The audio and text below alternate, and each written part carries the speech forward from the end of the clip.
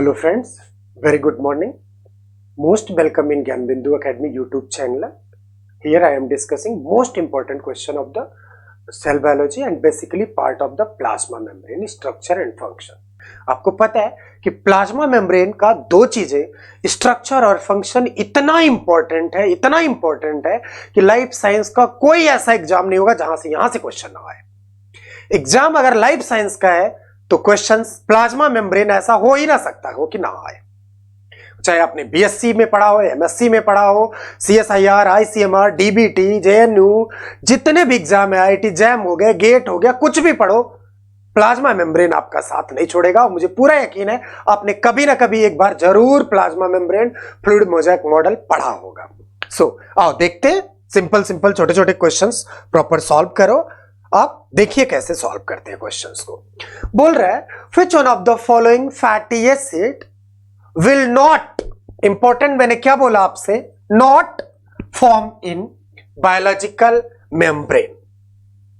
किस तरह का फैटी एसिड बायोलॉजिकल मेम्ब्रेन में नहीं होता है? तो पहला है फॉस्फोग्लिसराइड, मोस्ट एबंडेंट फॉस्फोग्लिसराइड, तो बायोलॉजिकल मेम्ब्रेन का मोस्ट एबंडेंट पार्ट होता है फॉस्फोग्लिसराइड, होता ही होता है।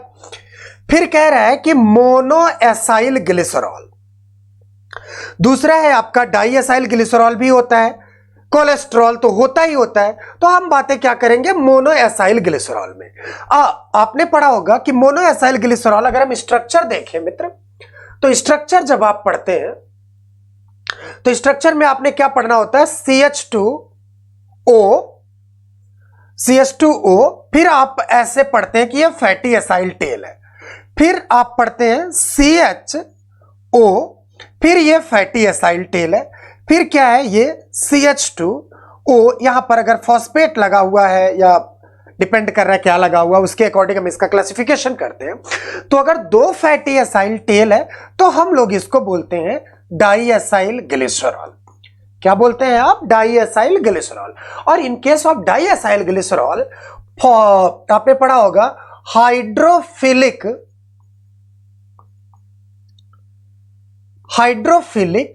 एंड हाइड्रोफोबिक का सरफेस एरिया इक्वल हो जाता है, इसीलिए it is more suitable for plasma membrane. It is more suitable for plasma membrane, right? More suitable for plasma membrane कौन? Diacyl glycerol. अब आप यहां पर सीरीन लगाएंगे तो डाइएसाइल फॉस्फेटाइल सीरीन बोलेंगे, है ना, एथेनोलामीन, आइनोसिटॉल, जो कुछ भी आप लगाएंगे उसके अकॉर्डिंग आप इसका क्लासिफिकेशन करेंगे। आपको देखना है कि अगर हम इस टेल को रिमूव कर दें और यहां पर सीधे OH कर दें, तब यह हो जाएगा मोनोएसाइल ग्लिसरॉल। क्या हो जाएगा भाई? मोनोएसाइल ग्लिसरॉल। और मोनोएसाइल ग्लिसरॉल में हाइड्रोफिलिक का सरफेस एरिया ज्यादा होगा, हाइड्रोफोबिक का सरफेस एरिया कम होगा, इसलिए कभी भी ये लिपिड मेम्ब्रेन के लिए सुटेबल नहीं होगी। तो monoacyl glycerol is not suitable for plasma membrane, not suitable for plasma membrane. क्यों? क्योंकि प्लाज्मा मेम्ब्रेन में वही लिपिड सुटेबल होगी जो एम्फीपैथिक होगी या जिसमें हाइड्रोफिलिक और हाइड्रोफोबिक का सरफेस एरिया मोर और लेस इक्वल होगा। So plasma monoacyl glycerol is not suitable, right? तो दूसरा क्वेश्चन देखते हैं। दूसरा क्वेश्चन आपसे कह रहा है, क्या बोल रहा है भाई? कह रहा है evolution of plasma membrane is correlated with evolution of life. Evolution of plasma membrane is correlated with evolution of life. भाई जब प्लाज्मा मेम्ब्रेन नहीं था तो क्या था? वायरस, वायरसोइड, प्रियॉन्स, ये लोग थे, और इनको तो हम लाइफ में कंसीडर ही नहीं करते, बिकॉज इनको हम कहां कंसीडर करते हैं? Connecting link between living and non living, ठीक है? तो फिर इसके अकॉर्डिंग बोल रहा है, जैसे फिर क्या बोल रहा है, जैसे प्लाज्मा मेम्ब्रेन आया तो कौन आया? आपके blue green algae, archaebacteria, then bacteria. तो वही बोल रहा है कि जैसे प्लाज्मा मेम्ब्रेन आया तुरंत लाइफ का ओरिजिन हुआ, क्योंकि वो प्लाज्मा मेम्ब्रेन के अंदर जो बायोलॉजिकल कंपोनेंट था वो इंडिपेंडेंट था। Which one of the following best for plasma membrane. So statement number 1, the plasma membrane is asymmetric in nature due to asymmetric distribution of carbohydrate mainly. Asymmetric distribution of carbohydrate mainly. आप जब plasma membrane पढ़ते हैं तो आपने पढ़ा होगा कि plasma membrane is made by lipid bilayer.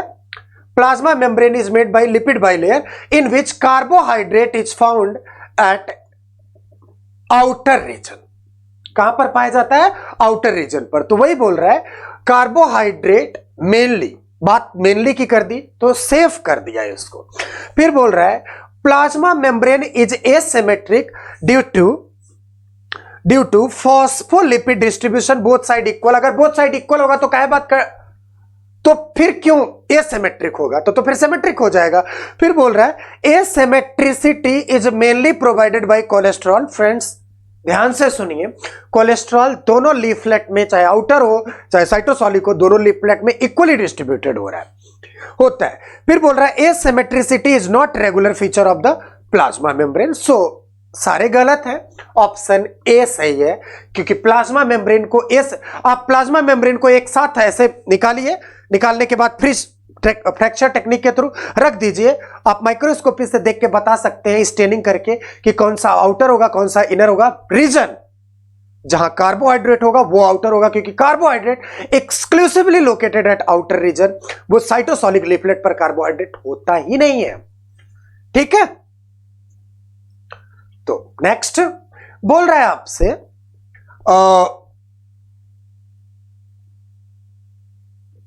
कि in a bilayer cell membrane lipid molecules are packed in such way that. कि कोई भी एक प्लाज्मा मेम्ब्रेन है, आपको पता है क्या है? प्लाज्मा मेम्ब्रेन है. और आपको बहुत अच्छे से पता है कि plasma membrane is made by कैसे?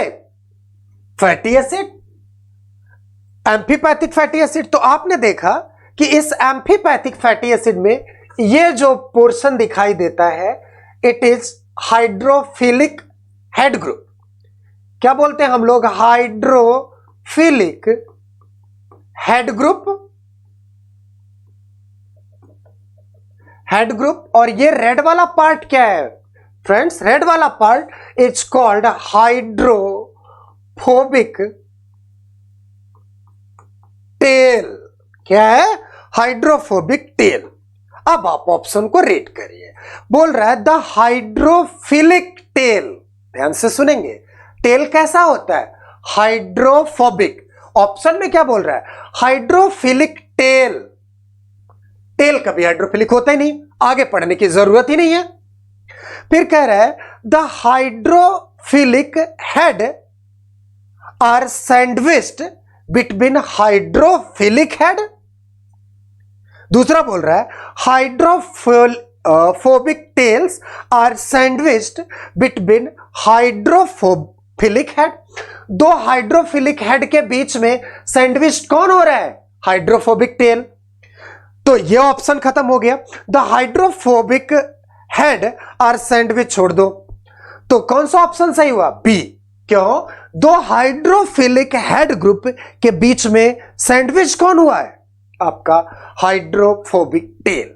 कौन सैंडविच हुआ है? आपका हाइड्रोफोबिक टेल, जो वेरियर होता है, जो रोकता है कि पोलर मॉलिक्यूल ट्रांसपोर्ट ना हो. तो इसके रिगार्डिंग हम लोग क्या ऑप्शन लगाएंगे? बी. ठीक है. अब क्या कह रहा है आपसे कि F type is most diverse pump. F type is most diverse pump. You know, F type means reverse pump.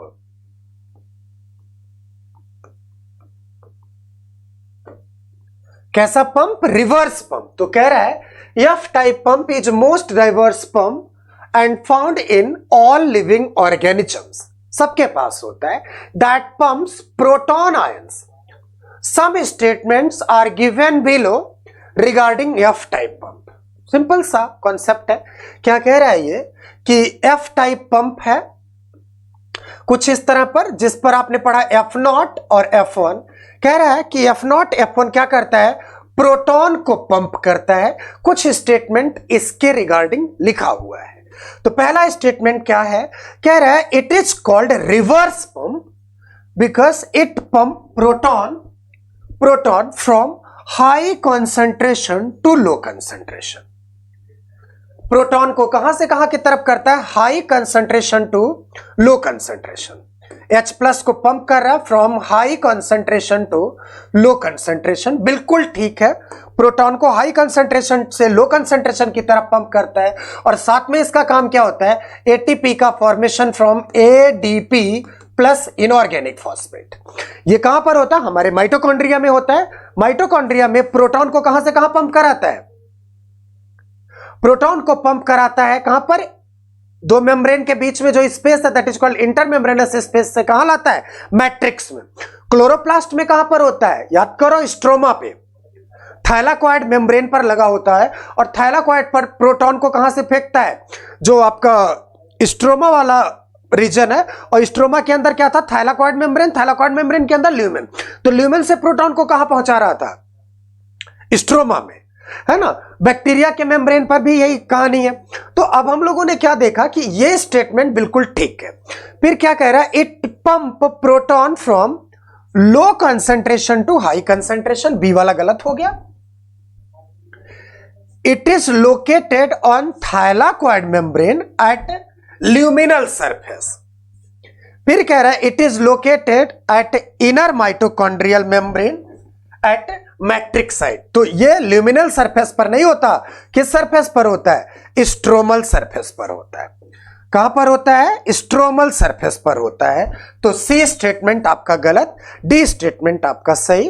तो हमारा आंसर क्या हो गया, ए एंड डी। क्या आंसर हो गया आपका, ए एंड डी, ठीक है। नाउ एक नेक्स्ट क्वेश्चन आपसे क्या कह रहा है कि effective hypotonic solution of a plant cell and RBC are respective. तो आपको पता है कि प्लांट सेल अगर है तो प्लांट सेल के पास प्लाज्मा मेम्ब्रेन है और प्लाज्मा मेम्ब्रेन के बाहर क्या लगा हुआ है, सेल वॉल। क्या लगा हुआ है, एक प्लांट सेल है और दूसरा ये आपकी आरबीसी। हमारे पास सेल वॉल होता नहीं, आपको पता है।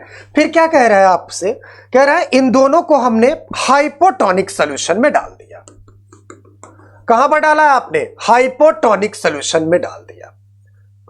Hypotonic solution, friends hypotonic solution means, क्या समझते हैं हाइपोटोनिक सॉल्यूशन का मतलब, Sai W high, Sai S low.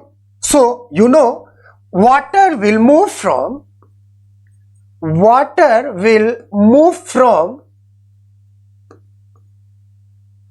high psi W to low psi W,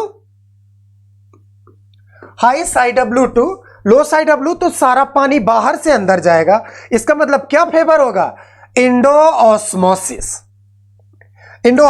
तो प्लांट का सेल फैलेगा, एक्सपेंड करेगा, लेकिन बहुत ज्यादा नहीं, क्योंकि बाहर क्या है, सेल वॉल। तो सेल वॉल एक्स्ट्रा जो यहां पर एक्स्ट्रा बाउंड्री को रोकेगा। तो यहां पर प्लांट सेल क्या हो जाएगा भाई, फ्लैसिड या टर्जिड।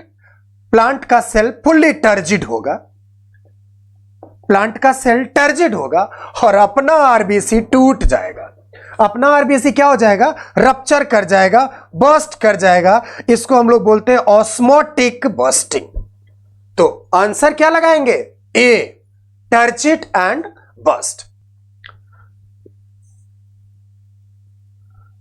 जितना ज्यादा, हर एक जितने भी यूनिट्स हैं, आपने जितने यूनिट्स को डिसाइड किया है कि आपको ये यूनिट सेलेक्ट करना है, इस यूनिट्स के ये इतने क्वेश्चन सॉल्व करना, जितना भी क्वेश्चन आपको जहां से मिले, question is always right. Question कभी गलत नहीं होता। गलत हमारे कॉन्सेप्ट होते हैं, गलत हमारा मटेरियल होता है, गलत हम होते हैं। क्वेश्चन चाहे छोटा हो या बड़ा हो, क्वेश्चन हमेशा क्वेश्चन होता है। तो हमेशा इस चीज को अपने दिमाग में रखिए, एक क्वेश्चन आपके लिए बहुत इंपॉर्टेंट होता है। So thank you very much. आप चैनल को ज्यादा से ज्यादा सब्सक्राइब करें, अपने और जो फ्रेंड्स हैं आपके फैमिली मेंबर्स हैं जो लाइफ साइंस पढ़ रहे हैं, उन तक आप शेयर करिए, बेल आइकन को दबाइए, जिससे आप सबका हेल्प हो सके, क्योंकि आपका सिलेक्शन ही हमारा सिलेक्शन होता है। Thank you.